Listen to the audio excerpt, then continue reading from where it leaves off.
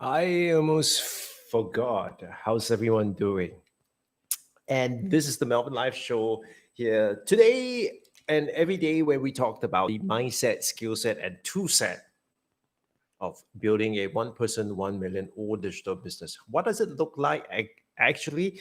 Well, if you have been trading time for money, in other words, if you are a trainer, consultant, and a speaker, what happened is that you need to be present in order for you to complete the transaction so that you are able to collect money. And that's exactly where I was, a couple of years ago. And while the good part was that I enjoyed the work a lot, but the not so good part was that I was feeling um, I was feeling all worn out by the end of that year itself. And every year, I gave myself a nice reward by going on a nice holiday with my wife, and that kind of gives me the ability to recharge. But I know that that model isn't going to be sustainable because at some point in time I'm going to run out of steam, and also at some point in time, you know things are going to change. And so I've always been asking myself, how do I plan ahead?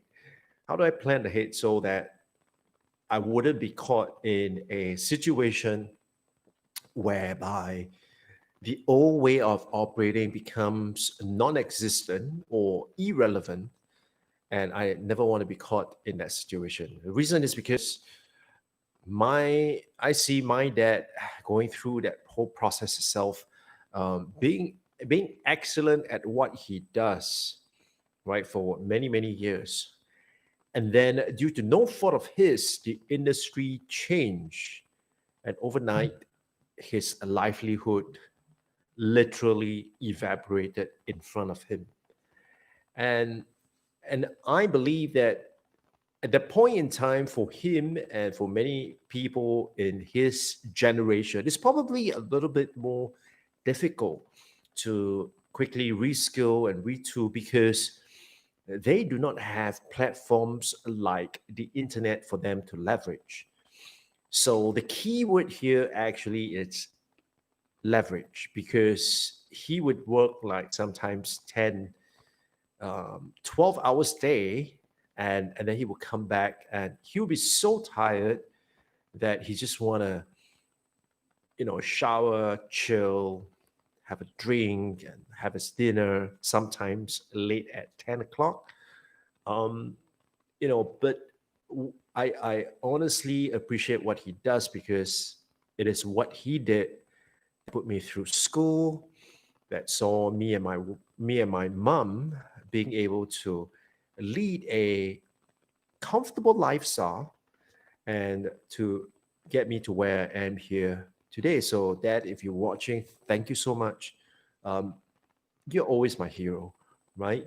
Even up to now, you're 74 years old. You still continually, um, reinventing yourself. And so I must say that a couple of years back, he decided to reinvent himself, pick up a new skill, and lo and behold, he was able to be redeployed in another industry that clearly need people like him, the ability to work with people and to be able to get people to listen to him, for example. So, that I think it's great. And for him, he probably for him it's he probably only have to go through like once in his lifetime, right? But for people like me and people like my children, I don't even know about their future, but people like me, I think we're going to see that kind of changes happen over 2 or 3 times in our lifetime, right? I mean, for me, I have literally pivoted or jumped from one industry to another more than 3 times, right? And sometimes at some situation it was a choice, but there was situation where it was circumstantial. I had no choice, but I have to leap and move to another industry because the the industry literally evaporated overnight. And so it is a very, very key thing to kind of be aware of, especially in today's time during the pandemic itself. And so today's topic I'd like to talk to you about is the topic on when life throws you lemons. Now, of course, you have heard that saying before, when life throws you lemon, make lemonade. Yeah, I mean, yeah, it sounds funny, it sounds witty, even sounds snarky. But what exactly does that mean, right? What exactly does when life throws you lemons? And here today, I'd like to offer you an economics point of view of looking at when life throws you lemons. So let's break down this phrase here and let's focus on the term lemons. What exactly is a lemon? Now, this term was actually coined by George Akerlof, an economist who went on to win the Nobel Prize together with Joseph Stiglitz, one of the um, economists that's part of the presidential team, went on to win the Nobel Prize for information asymmetry. So the whole idea with the lemons is as follows. So when people say that, oh no, I bought a lemons, what that means is that you have actually made a bad decision. So in a typical situation, it is like if you were to go and buy a used car. So let's say I have a car and I'm going to sell it to you. Obviously, I would have more information about that car than you do, right? Despite the fact that you could send the car for a pre-purchase inspection, but for me, I still know more about the car than you do. And so if you are just going to look at the car, if you're not an expert in car mechanisms and all that, if you just look at the car itself, you might say, well, it looks good. You take it for a spin and you say, well, it kind of drives nice and all that, right? But if I am not required to tell you that, oh, this car actually had gone through an accident, or it has some major repairs, for instance, if I am not required to tell you the kind of information, chances are I'm going to withhold some of those information. Why? For a very simple reason that if I'm going to tell you all these details itself, I mean, if I'm going to be upfront with you, what's going to happen is you are more than likely to reject the purchase or to counter propose a lower price than what I initially, asked for. So, therein lies there is an incentive for the seller who knows more about the product or know more about the has more information about the car than to withhold information, because in that case I'm going to present the car in its best state to you, and hopefully you will not examine too deep and you would make the purchase and pay me the price that I asked for. And so when you buy the used car, what's going to happen is that later on you might realize that there are some issues with the car, and that's where you realize that, hey, you have actually made a bad purchase, and that's what it called a lemon. So that's the idea about a lemon. So you will find lemons in those days. You will find lemons in like a used car. You will find lemons in terms of, let's say, investment. You'll find lemons when it comes to buying a used something, right? Whether it's a used computer, a used camera.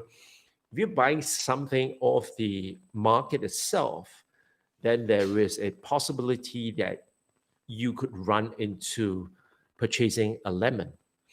So that that is the definition of a lemon. And what causes anyone to buy a lemon? It's because of information asymmetry, which means one party has got better better informed than the other party. And so when we talk about when life throws you lemons, we are actually saying that, when life throws you a bad situation, right? And it's a bad situation. And why is it bad situation?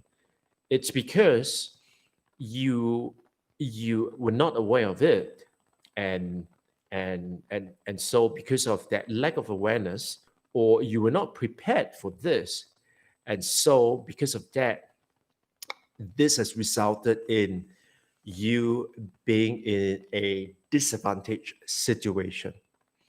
So I remember a couple of days back when I was chatting with one of my LinkedIn connections.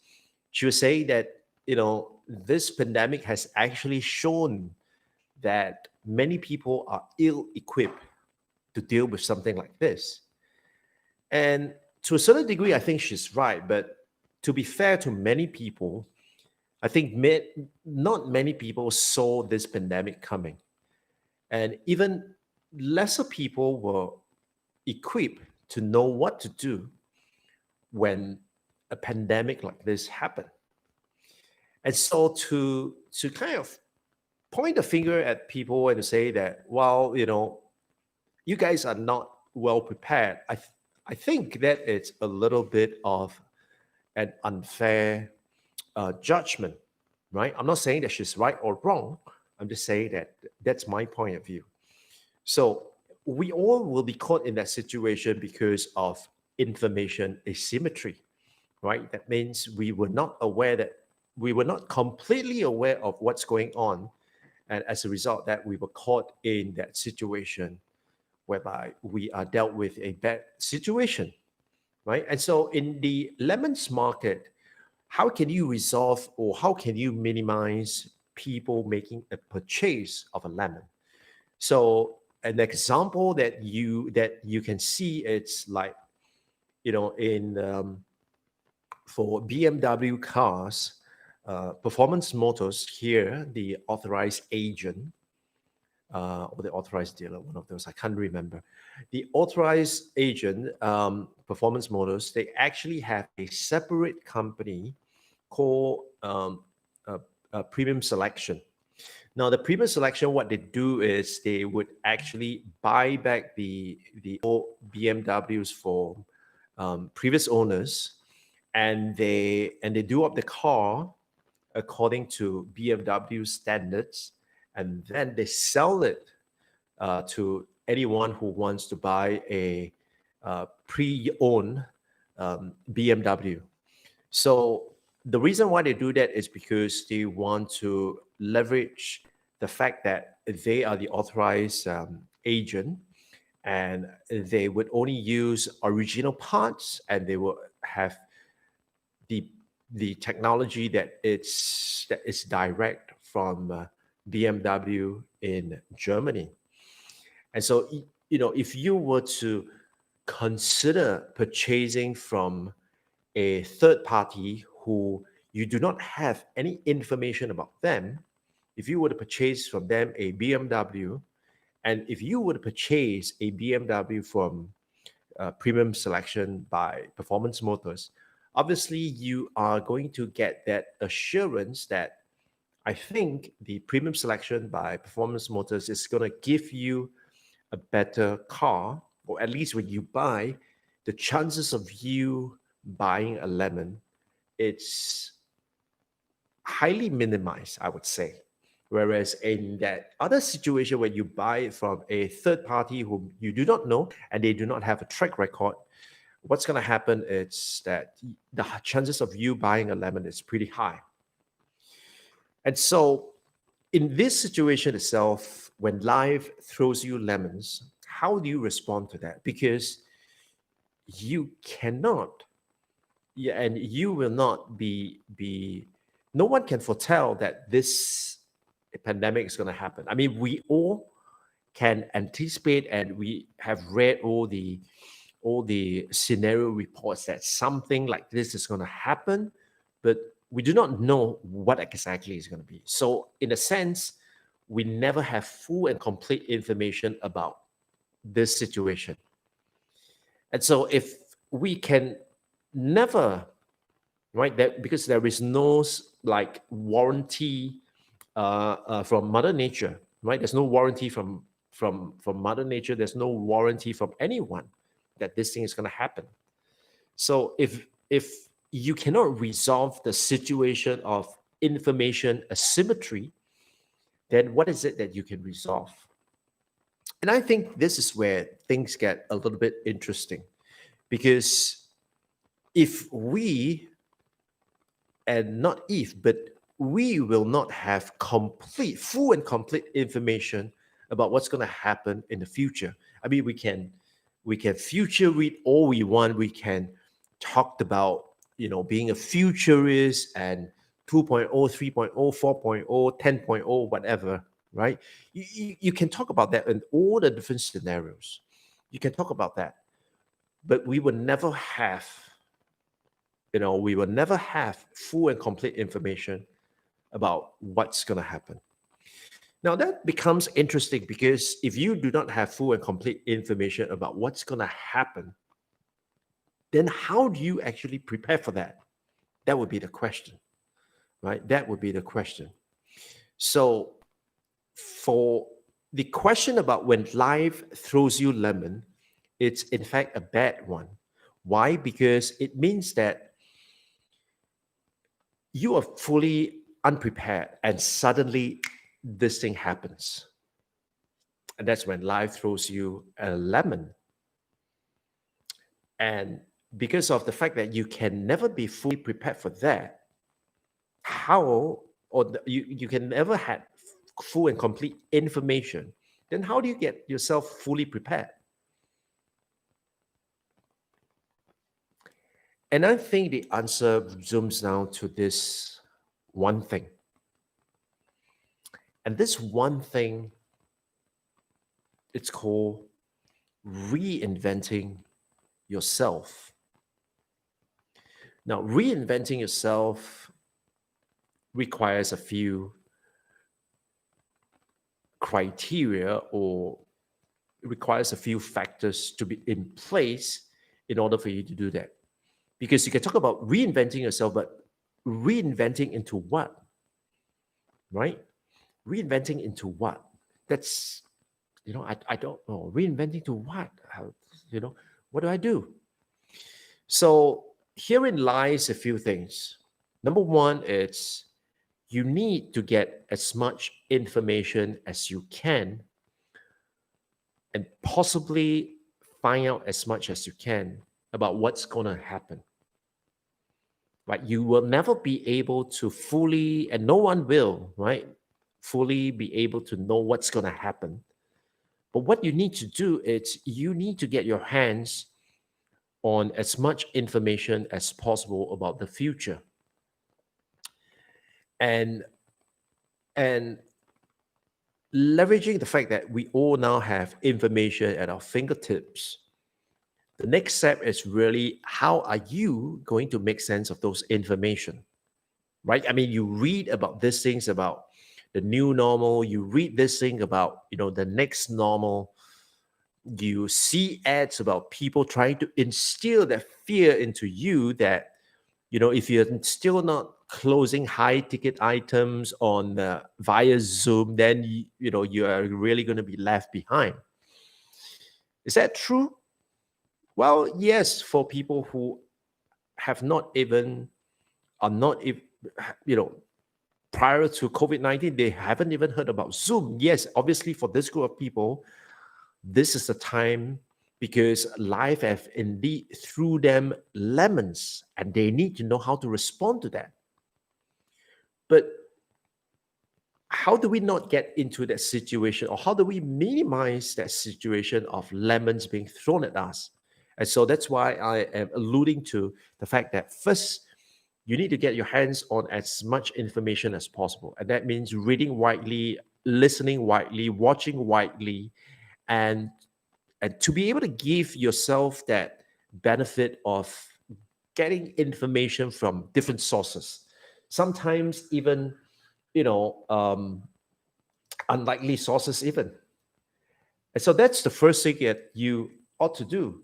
Now, the other thing that you ought to do is, granted, many of us would have access to that kind of information. So the thing that you want to ask yourself next is, what do I do with this information? Right? And that means, how do you analyze the information? How do you distill insights from those information? And then from there itself, how do you act on those information? Now, but before you act on those information, there is one more thing that you need to do. And that one thing that you need to do is, you need to then formulate a series of hypotheses that I think this is going to happen. And that's where many people messed up, because they're like, what hypothesis do I form? And that's where you look at past history. Like I mentioned in the earlier part of this video, I say that my dad invested almost his entire working life into one industry, and he did very well. However, when the industry turned, he was not prepared for that, and he had to go through that process. And the good thing is that he was willing and he was able to go through the process of reskilling and retooling. Had he had not, then he would be left behind. But the fact that he had, that means he is able to leverage the next wave and to ride it. And so if you look at that, you know that because of progress, because of inventions, because of innovation, because of pandemics, such things are going to occur. Now, in the past, it may occur once every 20 years, and it may only happen to very traditional type of industry. But right now, the cycle is probably shrunk from 20 years to maybe 20 months, or maybe even shorter. And instead of happening to very, very, traditional industry, now it's probably happening everywhere, not just in aviation, not just in tourism, not just in healthcare, but even in politics as well. And so, my friend, I would like to kind of encourage you that this is the period where I think many of us have been through, we were through lemons at. The question, of course, is some of us are better prepared than others. But the point is that this is going to happen again. So why wait for lemons to be thrown at you? Take charge now and find out how you can take advantage of the next normal. And if that is something that you want to consider, then definitely what you want to do is, you want to join me in a closed session with just an exclusive group. And I'd like you to stay tuned, because I will be releasing details about this exclusive group in the next few episodes itself. I told you that, right after 100 episode, more things are going to happen. And this is where I'm driving at. So we're going to start a closed group, a group that it's only just letting in like-minded individuals who really want to look at the next normal and look at how you could take things to the next level. And so if that's you, definitely you want to subscribe to the channel, follow me on Facebook, and leave me a comment, and I'll be sure to let you know when the time is right. And so with that, I thank you so much for watching once again, and stay safe. And I'll see you on the next one. Bye bye.